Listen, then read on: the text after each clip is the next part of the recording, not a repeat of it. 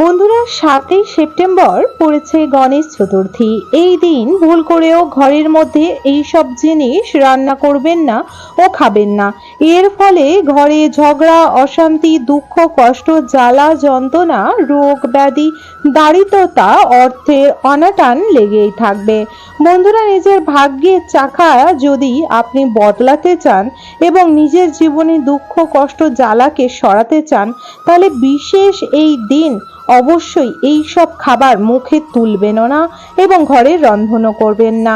বন্ধুরা, গণেশ চতুর্থী প্রতিটি গৃহস্থ বাড়ি ব্যক্তিদের জন্য খুবই এবং প্রতিটি সনাতন ধর্মের ব্যক্তির জন্য খুবই স্পেশাল একটি দিন বলে মান্য করা হয়েছে। কারণ ঘরের মধ্যে গণেশ ও মাতা লক্ষ্মীর পূজা ছাড়া সেই গৃহ অসম্পূর্ণ বলে মানা যায়। বন্ধুরা, যে গৃহে লক্ষ্মী ও গণেশের নিত্যদিনের সেবা আরাধনা হয় না, সেই ঘরে কোনোদিনও সুখ, শান্তি, সমৃদ্ধি ও অর্থনৈতিক উন্নতি দেখা দিতে পারে না। কারণ গণেশ হলেন সিদ্ধিদাতা। তিনি শুভ কাজ কর্মের আগে ওনাকে পূজ্য করা হয়। ওনার আশীর্বাদ যে গৃহে থাকবে, সেই গৃহে ধন দৌলত, সুখ শান্তি সমৃদ্ধিতে সর্বদা পরিপূর্ণ থাকবে। গণেশ চতুর্থীর দিন আপনাকে শুধু গণেশ ভগবানকেও নয়, শিব পার্বতীকেও পূজা করতে হবে। অর্থাৎ শিব পার্বতী ছাড়া গণেশ পূজা অসম্পূর্ণ। সাথে আপনাকে ঋদ্ধি, সিদ্ধি ও শুভ লাভকেও পূজা করতে হবে। কিভাবে পূজা করবেন এবং কিভাবে কি করবেন, কি খাবেন না এবং এই দিন কি খেলে ঘরে বিপদে আসতে পারে, সব জেনে নেব। বন্ধুরা, গণেশ চতুর্থী শনিবার দিন সকাল সকাল ঘুম থেকে উঠে পড়ুন এবং সেই দিন ভুল করেও ঘরের মধ্যে মূলো রান্না করবেন না, মূলো খাবেনও না। বলা হয় গণেশ চতুর্থীর দিন যদি গৃহে মূলো রান্না করা হয় বা মূলো খাওয়া হয়, এতে জীবনে বাধা, বিপত্তি, অশান্তি লেগেই থাকে। বন্ধুরা, দ্বিতীয়ত, বিশেষ করে গণেশ চতুর্থীর দিন বিশেষ করে উচ্ছে, করলা এবং নিমপাতা, তেতো জাতীয় কোনো শাক ও সবজি এই দিন একদমই খাবেন না। তেতো জাতীয়র মধ্যে উচ্ছে ও নিমপাতা, তার সাথে কিন্তু কালমেঘ পাতা এবং হিংচে আরও তেতো স্বাদের যে শাক ও সবজি এই দিন একদমই খাওয়া উচিত না। এর ফলে আমাদের ভাগ্যে দুঃখ, কষ্ট ও অভাব লেগেই থাকে। বন্ধুরা, গণেশ চতুর্থী খুবই একটি পূজনীয় পূজা বা খুবই স্পেশাল দিন। এই দিন ভুল করেও আপনারা নেশা জাতীয় কোনো দ্রব্য ভুলেও তাকাবেন না ঘুরে। বন্ধুরা, বিশেষ করে হিন্দু সনাতন ঘরে প্রতি ঘরে মহিলারা কিন্তু বেশিরভাগ পূজা আরাধনা করেন এবং প্রতিটি পূজা আরাধনারাই তারাই উপাস করে, তারাই পূজা করেন। কিন্তু যদি আপনি গণেশ চতুর্থীর দিন নিজে পূজা করেন এবং আপনার ঘরে যিনি কর্তা ধর্তা, আপনার স্বামী, সে যদি নেশা আকস্ত হয়ে থাকে, তাহলে কিন্তু কোনো প্রকার আশীর্বাদ সে গৃহে থাকে না। তাই দয়া করে সব দাদাদেরও আমি বলবো, আপনারা ভুল করেও গণেশ চতুর্থীর দিন নেশা জাতীয় জিনিস হাত দেবেন না। কেন আপনারাও চান আপনার ঘরে সুখ, শান্তি, সমৃদ্ধি, অর্থনৈতিক উন্নতি আসুক। একটি ঘর উভয় স্বামী, স্ত্রী ও বাচ্চাকে নিয়েই চলে।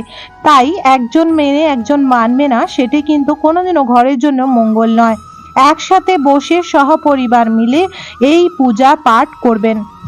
এই দিন ঘরের মধ্যে পেঁয়াজ ও রসুন, মাছ, মাংস, ডিম একদমই রান্না করবেন না এবং খাবেনও না।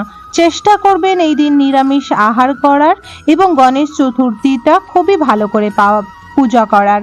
এবং গণেশ চতুর্থীর দিন যদি খুব ভালোভাবে পূজা আরাধনা সপরিবার মিলে করেন, এতে আপনাদের ভাগ্য সৌভাগ্যে বদলে যাবে। বন্ধুরা, বিশেষ করে গণেশ চতুর্থীর দিন পোড়া জাতীয় কোনো খাবার ছোবেন না, ঘরে রাঁধবেনও না ও খাবেন না। অনেকেরই অভ্যাস আছেন যারা রাত্রে রুটি ছাড়া খেতে পারে না বা সকালে ব্রেকফাস্টে রুটিই খান। এবং অনেকে আছে বিশেষ করে চোখা, যেমন বেগুন ভর্তা, টমেটো পোড়া, রসুন পোড়া এবং নানা জাতীয় সবজি পুড়িয়ে খান। তারা ভুল করেও গণেশ চতুর্থীর দিন রুটি বা পরোটা জাতীয় খাবার খাবেন না, যেগুলি আমাদের পুড়িয়ে খেতে হয়, সেগুলি খাওয়া উচিত না। এর ফলে লুচি খেতে পারেন এবং পোড়া কোনো সবজি খাবেন না। এর ফলে আপনার কপাল পূর্বে, আপনার ভাগ্য পূর্বে, যার ফলে রাগী ভাব সর্বদা শরীরের মধ্যে নেগেটিভিটি প্রবেশ করবে, অশান্তি, দুঃখ, কষ্ট, জ্বালা, দরিদ্রতা, রোগ ব্যাধি সব লেগে থাকবে। তাই বন্ধুরা, আমরা অনেকেই থাকি এবং বলেও থাকি ঈশ্বরের কাছে যে আমরা নিত্যদিন পূজা পাঠ আরাধনা করি, তবুও আমাদের বাড়ির উপর কেন রোগ জ্বালা বিপদ আপদ লেগেই থাকে? তার মেন কারণ আপনার ঘরে যিনি কর্তা ধর্তা, আপনার স্বামী বা আপনার বাবা, তাকে কিন্তু অবশ্যই পূজার দিনগুলি মেনে চলতে হবে এই নিয়ম কানুন। খাদ্য শস্য যদি আপনি ঠিক করে খান, তাহলেই পূজার সঠিক ফল পাওয়া যাবে।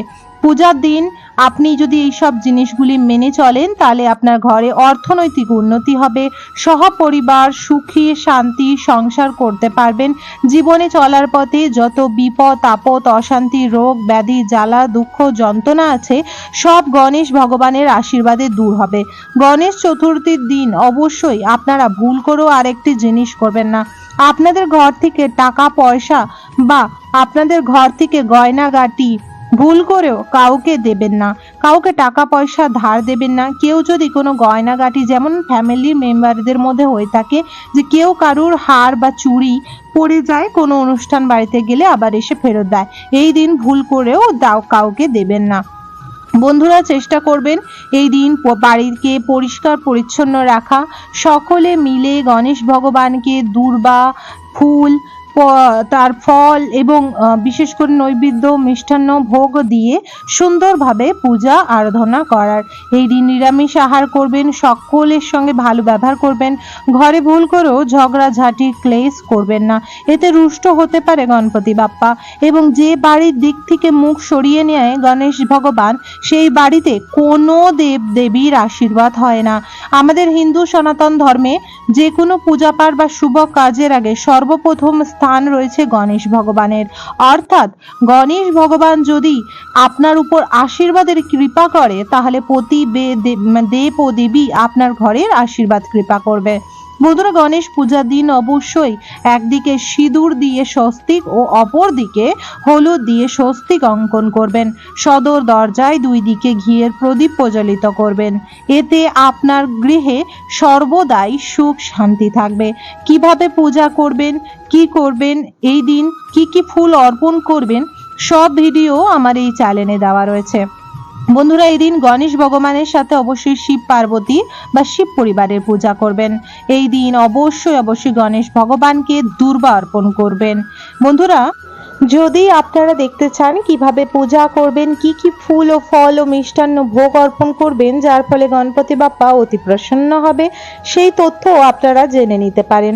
আজকের ভিডিও তথ্যটি যদি আপনাদের ভালো লেগে থাকে, অবশ্যই একটি লাইক করবেন। কমেন্ট বক্সে জয় গণপতি বাপ্পার জয়, জয় গণেশায় জয় অবশ্যই লিখবেন। অবশ্যই চ্যানেলটিকে সাবস্ক্রাইব করে রাখবেন আপকামিং পূজা পাঠ, তন্ত্রকথা, জ্যোতিষশাস্ত্র, বাস্তু টিপস, টোটকা উপায় দেখার জন্য। হরে কৃষ্ণ, রাধে রাধে, ওম গণ গণপতি গণেশায় নমো নমঃ। জয় গণপতি বাপ্পার জয়।